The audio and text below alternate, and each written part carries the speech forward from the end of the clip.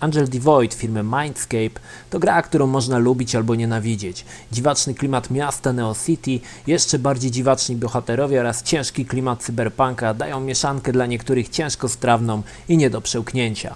Gra została wydana w 1995 roku i stanowiła dość popularny w latach 90. tzw. interactive movie.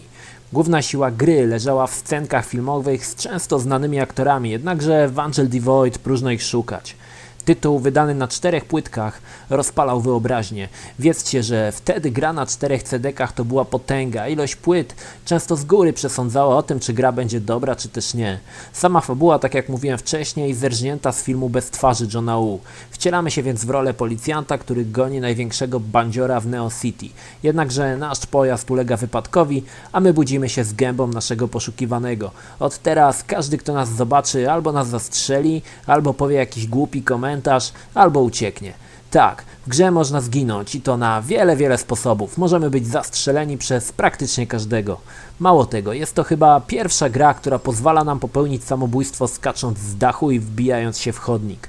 Historię obserwujemy z oczu bohatera i poruszamy się w stylu Seventh Quest, czyli przejścia między lokacjami następują płynnie i bez przeskoków.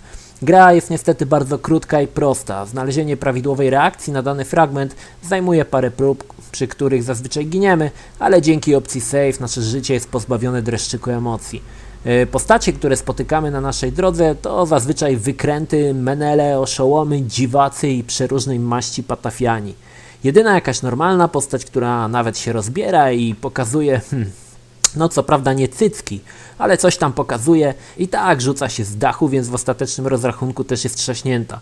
Warto w grę zagrać, aby zobaczyć na przykład tego menela albo to indywiduum. Wynika z tego, że większość ludzi w przyszłości jest ostro wykręconych i ogólnie umysłowo chorych, ale ta stylistyka wpisuje się bardzo dobrze w środowisko cyberpunka. Sam klimat gry jest ciężki i mroczny, co mocno kontrastuje z dziwacznymi postaciami na naszej drodze. Młodszych graczy zapewne zdziwią poziome paski w filmach. Otóż jest to technika przeplotu, gdzie film jest wyświetlany co drugą linię. Powodowało to mniejszy rozmiar pliku, a film i tak był czytelny. Wiem, że to dziwaczne podejście, ale wiedzcie, że kiedyś nie było Blu-rayów, DVD ani DivXów, więc deweloperzy korzystali często z autorskich narzędzi przy kompresji filmów, a przeplot w grach był znakiem rozpoznawczym lat 90. Same filmy nagrywane na Blueboxie dość marnie kluczowano, przez co widać, że postacie są nakładane na renderowane tła. Oczywiście to były inne czasy i wtedy nikt na to nie zwracał uwagi. Dziś gra w wersji pudełkowej to tak, zgadliście, Biały Kruk. Wersja zafoliowana, której unboxing widzieliście w pierwszej części, to chyba rzadkość na skalę światową.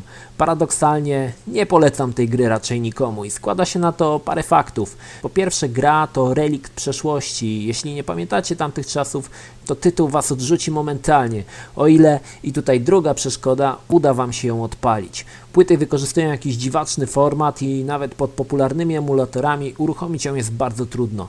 Dla hardkorowych fanów cyberpunka pozycja ta powinna stanowić dość łakomy kąsek, jednakże nie umywa się ona do jakości Blade Runnera. Jeśli jednakże macie nerwy ze stali, jaja z betonu, lekko zepsuty wzrok i słuch, zapraszam do rozgrywki w Angela. A nuż widelec stwierdzicie, że was kręci ten klimat i może nawet przeczytacie jakąś książkę, do których to serdecznie namawiam. To tyle, pozdrawiam, cześć!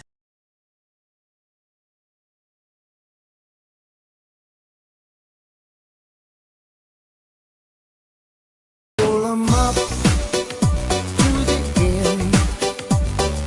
Push